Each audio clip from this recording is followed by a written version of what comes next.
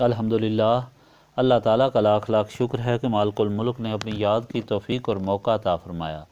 لاکھوں اور کروڑوں درود حضرت محمد مصطفیٰ صلی اللہ علیہ وآلہ وسلم پر، جن کے طفیل مالک الملک نے یہ مہربانی عطا فرمائی۔ سامعین کرام، اللہ تعالیٰ نے قرآن پاک میں ارشاد فرمایا، اعوذ باللہ من الشیطان الرجیم، بسم اللہ الرحمن الرحیم، اور ساری نمازوں کی حفاظت کرو اور درمیان والی نماز کی حفاظت کرو۔ اللہ تعالیٰ کے سامنے بہت عاجزی سے کھڑے ہو، اور اگر تم خوف میں ہو تو پیادہ یا سواری پر جس طرح بن پڑے اس طرح ادا کرو، اور جب تم کو امن نصیب ہو جائے تو پھر اللہ تعالیٰ کو اس طرح یاد کرو جس طرح اس نے تمہیں سکھایا جو تم نہ جانتے تھے۔ اس سے پہلے آپ نے مالک الملک کی طرف سے بہت سی ہدایات سنی، اور آخری ہدایت ازواجی زندگی کے متعلق تھی، جن میں شوہر اور بیوی کے حقوق اور فرائض کا ذکر کیا گیا تھا، اور یہ اس لیے کہ ازواجی زندگی پر ہی نسل انسانی کی خوشی اور نشو و نما اور بقا کا دار و مدار ہے۔ اگر ازواجی زندگی خوشگوار ہو اور پرامن ہو تو آنے والی نسل بہتر نسل بن سکتی ہے۔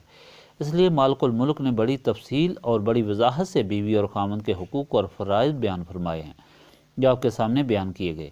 اب ان حقوق اور فرائض کو بیان کرتے ہوئے درمیان میں ایک دم یہ حکم آ گیا جو نماز کے متعلق ہے کہ اپنی ساری نمازوں کی حفاظت کرو، اور خاص طور پر درمیانی نماز کی حفاظت کرو، اور نماز کے وقت عاجزی سے کھڑے ہو، اور یہ نماز اتنی ضروری چیز ہے کہ اس سے تمہارا کسی صورت میں بھی چھٹکارا نہیں۔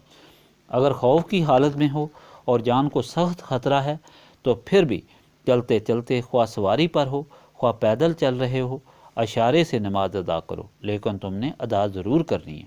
اور جب تم کو امن حاصل ہو جائے تو پھر جس طرح تمہیں سکھایا گیا ہے اس طرح اللہ تعالیٰ کو یاد کرو، یعنی نماز پڑھو اور ساتھ دوسرے اذکار کرو۔ اب یہ سوال پیدا ہوتا ہے کہ ازواجی زندگی سے متعلق ان احکام کے درمیان نماز کا حکم کیوں اور کس لیے آیا؟ دراصل بات یہ ہے کہ جس طرح میں نے پہلے کہا کہ ازواجی زندگی کا آئندہ آنے والی نسل پر بہت اثر ہوتا ہے۔ اگر ازواجی زندگی خوشگوار، امن والی اور اچھی زندگی ہے تو بہتر نسل ہوگی، کیونکہ وہ بہتر ماحول میں پرورش پائے گی۔ ویسے مقصود یہ ہے کہ اللہ تعالیٰ کی مخلوق بہتر زندگی گزارے، امن میں زندگی گزارے اور خوشحال زندگی گزارے، اور اس طرح وہ اللہ تعالیٰ کے صحیح بندوں اور اللہ تعالیٰ کی اچھی مخلوق میں شامل ہو۔ نسل انسانی کی فلاح کے لیے جس طرح ازواجی حقوق اور فرائض ضروری ہیں، اس طرح اس کی بہتری کے لیے نماز بھی بہت ضروری ہے، کیونکہ نماز صلاۃ کو کہتے ہیں، اور صلاۃ اللہ تعالیٰ کی تسبیح ہے۔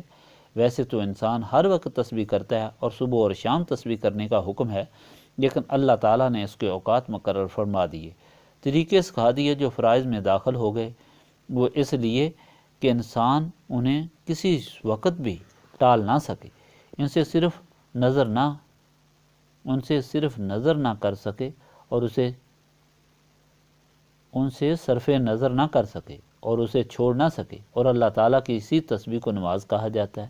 یہ نماز کب سے شروع ہوئی؟ یہ نماز حضرت آدم سے شروع ہوئی، اور یہ تمام انبیاء پر فرض رہی، اور موجودہ نماز کی شکل نبی پاک صلی اللہ علیہ وآلہ وسلم کو معراج شریف میں عطا فرمائی گئی۔ 5 نمازیں عطا فرمائی گئیں اور ان کا ثواب 50 نمازوں کا رکھا گیا۔ اب اس نماز کو اتنی اہمیت دی گئی کہ اس کے متعلق یہ فرما دیا گیا کہ جو نماز صحیح طریقے سے ادا کرے گا وہ گناہ سے بھی بچے گا، وہ بغاوت سے بھی بچے گا، بے حیائی سے بھی بچے گا، اور وہی صحیح انسان بنے گا۔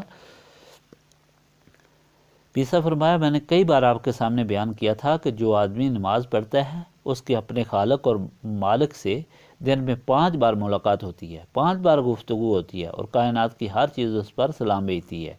اور جو نماز نہیں پڑھتا، کائنات کی ہر چیز اس پر لعنت بھیجتی ہے کہ یہ کیسا انسان ہے جو اللہ تعالیٰ کا رزق کھاتا ہے، اللہ تعالیٰ کی دی ہوئی زبان سے باتیں کرتا ہے، اللہ تعالیٰ کی دی ہوئی آنکھوں سے دیکھتا ہے، اللہ تعالیٰ کے دیے ہوئے ہاتھوں سے کام کرتا ہے، اللہ تعالیٰ کے دیے ہوئے پاؤں سے چلتا ہے، اور اللہ تعالیٰ کی زمین پر چلتا پھرتا ہے۔ اللہ تعالیٰ نے اگر تھوڑا سا حکم دیا ہے جو اس کی بہتری کے لیے تو یہ اس پر عمل نہیں کرتا۔ قیامت کے دن سب سے پہلے نماز کی پرستش ہوگی، اور نماز ہی وہ چیز ہے جو انسان کو برائی اور بے حیائی سے بچا کر اللہ تعالیٰ کی طرف راغب کرتی ہے۔ اسی نماز کے متعلق یہ ارشاد پاک ہوا، اور ان ارشادات کے درمیان میں یہ ارشاد ہوا جو نسل انسانی کی بہتری کے لیے حقوق اور فرائض کے متعلق تھے۔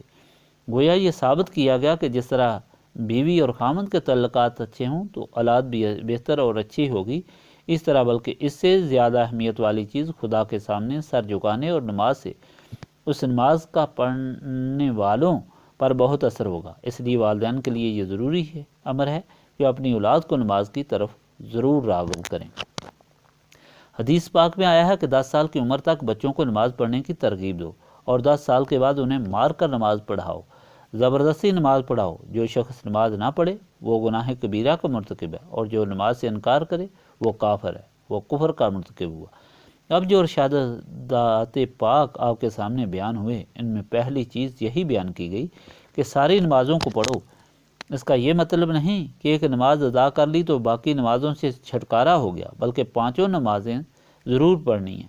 دوسرا ارشاد پاک یہ کہ درمیان والی نماز ضرور پڑھو۔ اب یہ بات کہ درمیان والی نماز کون سی ہے، اس کے متعلق بہت سے دلائل پیش کیے گئے، لیکن آخر سب کا اتفاق اسی پر ہوا کہ عصر کی نماز ہی درمیان والی نماز ہے، اس لیے کہ جب نبی پاک صلی اللہ علیہ وآلہ وسلم غزوہ خندق میں اپنے غلاموں کے ساتھ مصروف تھے تو درمیان والی نماز قضا ہو گئی، اور اللہ تعالیٰ کو اس بات کا بہت افسوس ہوا اور فرمایا کہ خدا ان کافروں کی قبر کو آگ سے بھرے جنہوں نے ہمارے درمیان والی نماز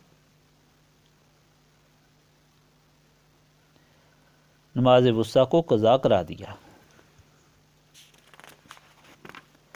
اب اللہ تعالیٰ نے اس نماز وسطیٰ کو اہمیت کیوں دی؟ اس راز کو اللہ تعالیٰ ہی جانتا ہے، لیکن جو بات علم میں آتی ہے وہ یہ ہے کہ جب انسان مر جاتا ہے اور قبر میں اسے جب سوال و جواب کے لیے اٹھایا جاتا ہے تو اس وقت عصر کا وقت ہوتا ہے۔ جب انسان دیکھتا ہے کہ عصر کا وقت ہے تو وہ فرشتوں کو کہتا ہے کہ ٹھہر جاؤ، میری نماز قضا ہو رہی ہے، میں نماز پڑھ لوں پھر سوال و جواب کرتا۔ وہ جب نماز پڑھتا ہے تو سوال و جواب کا وقت گزر جاتا ہے اور وہ اس سے بچ جاتا ہے۔ دوسری بات یہ کہ عصر کی نماز زندگی کے خاتمے کی یاد دلاتی ہے۔ جس طرح سارا دن گزر جانے کے بعد عصر کے وقت شام قریب آ جاتی ہے، دیرا چھا جانے کا وقت قریب آ جاتا ہے، اسی طرح زندگی کا ہر سانس انسان کو خاتمے کی طرف لے جا رہا ہے، اور جو زندگی گزر چکی ہوتی ہے اس سے انسان پر اندازہ لگاتا ہے کہ میں تو اب موت کے قریب جا رہا ہوں، مجھے اپنی اصلاح کرنی چاہیے، اور اس کے دل میں خوف اور ڈر پیدا ہوتا ہے۔ گویا نماز عصر انسان کو اللہ تعالیٰ کا خوف دلاتی ہے اور موت کو یاد دلاتی ہے، اس وجہ سے اس کے لیے خاص طور پر ترغیب دی گئی ہے۔ اب جو تیسری چیز کا حکم ہوا وہ یہ کہ اللہ تعالیٰ کے سامنے عاجزی سے کھڑے ہو۔ یہ نہ ہو کہ تم جب اللہ تعالیٰ کے سامنے نماز پڑھ رہے ہو تو تمہارا خیال دنیاوی چیزوں کی طرف ہو اور تم کچھ اور سوچ رہے ہو، یا تم یہ خیال دل میں لاؤ کہ تم بہت بڑا کام کر رہے ہو، کہ تم اللہ تعالیٰ کی یاد کر رہے ہو اور نماز پڑھ رہے ہو، یا تم میں کسی قسم کا غرور اور تکبر ہو، بلکہ تم اللہ تعالیٰ کے سامنے کھڑے ہو تو ہمتاً اللہ تعالیٰ کی طرف ہی متوجہ ہو کر، ہر چیز کو بھول کر، اس کی بارگاہ کا سوالی بن کر اور سر تپاک گر بن کر کھڑے ہونا کہ تمہاری نماز قبول ہو اور تمہارے لیے تمہاری تکلیفوں اور مصیبتوں کا علاج اور بہتری کا سبب بنے۔ چوتھی چیز جس کا حکم ہوا وہ یہ ہے کہ نماز ایسی چیز ہے کہ تمہیں یہ بہانہ نہیں ہونا چاہیے کہ تم بیمار ہو، یا تمہیں ڈر تھا یا خوف تھا، یا تم کھڑے ہو کر نماز نہیں پڑھ سکتے تھے۔ نماز ہر صورت میں پڑھنی ہے، خواہ خوف ہے یا ڈر ہے، امن ہے یا بیمار ہو، جیسے بھی حالات ہوں ان حالات کے مطابق ہی نماز پڑھو۔ یعنی اگر تمہیں خطرہ ہے کہ تم کھڑے ہوئے تو دشمن پہنچ کر تمہیں مار دے گا تو چلتے چلتے نماز پڑھو۔ اگر سواری پر سوار ہو اور کھڑے نہیں ہو سکتے اور تمہیں خطرہ ہے تو سواری پر ہی نماز پڑھو۔ اس طرح اگر بستر پر قریب المرگ ہو تو صرف اشارے سے ہی نماز پڑھو، لیکن نماز ایسی چیز ہے جو کسی حالت میں بھی اور کبھی بھی کسی کو معاف نہیں ہے۔ پانچویں چیز جس کا حکم ہوا ہے وہ یہ ہے کہ جب تم امن میں ہو جاؤ تو پھر اللہ تعالیٰ کو یاد کرو، یعنی پھر نماز پڑھو، اور کس طرح پڑھو؟ اس طرح پڑھو جس طرح تمہیں سکھایا گیا ہے۔ تو وہ کس نے سکھایا ہے؟ اس بات پر بہت اختلاف ہے۔ شیطان نے لوگوں کو بہت گمراہ کیا ہے جو یہ کہتے ہیں کہ نماز تسبیح پڑھنا ہے، تو چلتے پھرتے جو تسبیح ہوتی ہے یہی نماز ہوتی ہے۔ یہ کہاں لکھا ہوا ہے کہ نماز اس طرح پڑھو؟ قرآن پاک میں تو اس طرح کوئی حکم نہیں آیا۔ ساتھ میں یہ حکم آ گیا جس طرح تم کو سکھایا گیا ہے، یعنی ہم کو سکھایا گیا ہے کہ نماز کس طرح پڑھنی ہے، کس نے سکھایا ہے؟ نبی پاک صلی اللہ علیہ وآلہ وسلم نے سکھایا ہے۔ حضور پاک صلی اللہ علیہ وآلہ وسلم نے فجر کی نماز پڑھی، ظہر کی پڑھی، عصر کی پڑھی، مغرب کی پڑھی اور عشاء کی پڑھی۔ کتنی رکعتیں فجر میں پڑھی، کتنی ظہر میں پڑھی، کتنی عصر میں پڑھی، کتنی مغرب میں پڑھی، کتنی عشاء میں پڑھی، کتنے فرض پڑھے، کتنی سنتیں پڑھی، کتنے نوافل پڑھے۔ ہمیں یہ سکھا دیا گیا اور اس طرح سکھایا کہ حضور پاک صلی اللہ علیہ وآلہ وسلم نے اپنے عمل سے سکھایا۔ حضور پاک صلی اللہ علیہ وآلہ وسلم نے اپنے عمل سے صحابہ کرام کو سکھایا، اور صحابہ کرام کے عمل کو تابعین نے دیکھا، اور تابعین کے عمل کو تبع تابعین نے دیکھا، اور ہوتے ہوتے معاملہ یہاں تک پہنچا کہ اس کو ہم نے دیکھا، اور اسی طرح یہ بات پختہ ہو گئی کہ یہ وہی عمل ہے جو نبی پاک صلی اللہ علیہ وآلہ وسلم نے سکھایا۔ اللہ تعالیٰ نے فرمایا جو تم کو سکھایا ہے، جو اللہ تعالیٰ نے تم کو سکھایا ہے اس کے مطابق نماز پڑھنی ہے۔ تو اس سے یہ ثابت ہوا کہ حضور پاک صلی اللہ علیہ وآلہ وسلم کا عمل اللہ تعالیٰ کا ہے۔ حضور پاک صلی اللہ علیہ وآلہ وسلم کا جو ارشاد ہے وہ اللہ تعالیٰ کا ارشاد ہے۔ حضور پاک صلی اللہ علیہ وآلہ وسلم نے ہر وہ عمل کیا جس کا اللہ تعالیٰ نے حکم دیا۔ حضور پاک صلی اللہ علیہ وآلہ وسلم نے ہر وہ ارشاد فرمایا جس کا اللہ تعالیٰ نے حکم دیا۔ جس طرح کہ جنگ کے وقت نبی پاک صلی اللہ علیہ وآلہ وسلم نے ریت کفار کی طرف پھینکی تو حکم ہوا کہ جو تم نے پھینکا وہ تم نے نہیں پھینکا بلکہ اللہ تعالیٰ نے پھینکا۔ اس طرح جب بیعت رضوان میں نبی پاک صلی اللہ علیہ وآلہ وسلم کے ہاتھ پر لوگوں نے بیعت کی تو اللہ تعالیٰ نے حکم فرمایا کہ یہ تمہارے ہاتھ پر بیعت نہیں ہوئی بلکہ یہ میرے ہاتھ پر بیعت ہوئی، تمہارے ہاتھ پر میرا ہاتھ ہے۔ تو یہاں بھی اللہ تعالیٰ فرما رہا ہے کہ جس طرح تم کو میں نے سکھایا اور دراصل ہمیں نبی پاک صلی اللہ علیہ وآلہ وسلم نے سکھایا، تو معلوم یہ ہوا کہ حضور پاک صلی اللہ علیہ وآلہ وسلم کا ہر عمل اللہ تعالیٰ کا عمل ہے۔ حضور پاک صلی اللہ علیہ وآلہ وسلم کا ہر ارشاد اللہ تعالیٰ کا ارشاد ہے، کیونکہ حضور پاک صلی اللہ علیہ وآلہ وسلم ہر وہ عمل کرتے تھے جو اللہ تعالیٰ فرماتا تھا اور حکم دیتا تھا، اور حضور پاک صلی اللہ علیہ وآلہ وسلم نے ہر وہ بات ارشاد فرمائی جو اللہ تعالیٰ نے فرمائی، اور یہ بتا دیا گیا کہ کوئی بات بھی ہم نہیں جانتے، کسی کا ہمیں علم نہیں ہے جب تک نبی پاک صلی اللہ علیہ وآلہ وسلم نے ہم کو وہ سکھائی یا فرمائی یا پڑھائی نہیں۔ یعنی ہمارا علم، ہماری پاکیزگی، ہماری بندگی، ہماری طہارت، ہماری نماز، ہمارا بولنا چالنا، خیرات، صدقات، جو کچھ بھی ہمارا ہے یہ سب نبی پاک صلی اللہ علیہ وآلہ وسلم کے قدموں کا صدقہ ہے۔ اگر حضور پاک صلی اللہ علیہ وآلہ وسلم کو ہم چھوڑ دیں گے تو ہماری کوئی چیز باقی نہیں ہے۔ اس لیے نبی پاک صلی اللہ علیہ وآلہ وسلم کے طفیل ہی ہماری بندگی ہے۔ ہمارا تمام اسلام، ہر چیز اور خدا کی رضا حاصل کرنے کا طریقہ حضور پاک صلی اللہ علیہ وآلہ وسلم کے ساتھ وابستگی اور حضور پاک صلی اللہ علیہ وآلہ وسلم کی غلامی ہے۔ سامعین کرام، یہ تمام ارشادات پاک خواہ ازواجی زندگی کے متعلق ہیں، خواہ حقوق اور فرائض کے متعلق تھے، خواہ دوسرے معاملات کے متعلق، یا جو نماز کے متعلق ارشادات ہیں، یہ سارے کے سارے انسان کی بہتری کے لیے ہیں۔ اللہ تعالیٰ کسی کی نیکی کا محتاج نہیں۔ اگر ساری مخلوق نیک ہو جائے تو اللہ تعالیٰ کو کوئی فائدہ نہیں، اور اگر ساری مخلوق کافر ہو جائے تو اللہ تعالیٰ کا کوئی نقصان نہیں۔